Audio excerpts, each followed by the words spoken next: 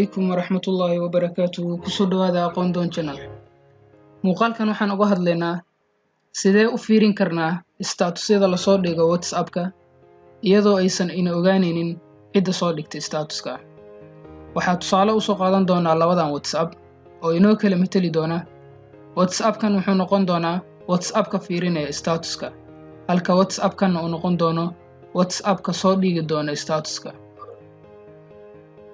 balse intaynu guda galin muuqaalka aynu isla aragna sida caadiga ah marka la soo dhigo statuska marka hore waxaan soo kicinayaa WhatsApp-kan kadib waxaan tagayaa qaybta statuska waxaan soo gelinayaa status sawir muuqaal iyo wixii la mid ah sawirkaan soo gelino kadib waan dhigaynaa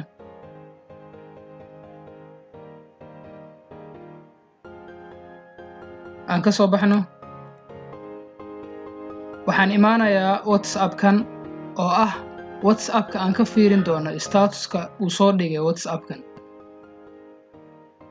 aan soo furo WhatsApp-kan kadib waxaan imaanayaa qaybta statuska saa arkaysaan lucky waxa uu soo dhigay status cusub bal aan fiirino statuska uu soo dhigo markaan ka baxo aan ku noqdo qofkii statuska soo dhigay markuu fiiriyo waxaa dhacaysa inuu ogaado qofka statuskiisa fiiriyay imoo qaybta statuska kadib waxaad fiirisaa qofka view leh ama inta qof ee view dhahday saa arkaysaan view oo hal qof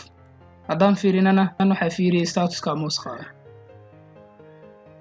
marka su'aasha taagan ayaa ah sideen u fiirin karaa statuskan anigoona liga ogaanaynin halkan aan delete marka statuskan hadda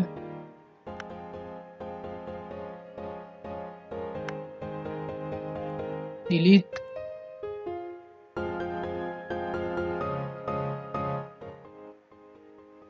hadda ayaan dhigaynaa marka statuska oo for userka isla sawirka hadda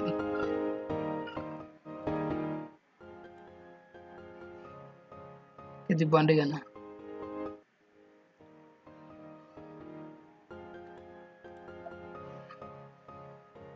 aan soo kicina WhatsApp-ka aan wax ka fiirinayna marka hore si aan u fiirino statuskan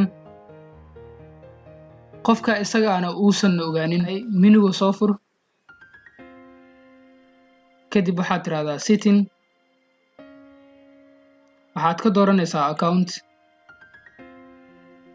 privacy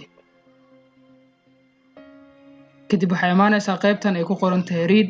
receipts halka ayaan disable ka dhigaynaa oo tigta ayaan ka qaadaynaa kadib waan ka soo baxaynaa hadda waxaan fiirinaynaa statuskan balse nama ogaanayo qofka statuskan leh bal aan fiirino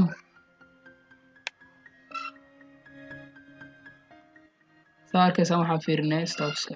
ka soo bax haddaan imaano qofka soo dhigay statuska marka uu fiiriyo ma arki karo oo waxaa u soo bixi doono viewed by 0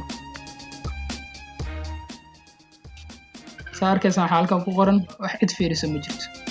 no views yet ilaa hadda lama fiirinin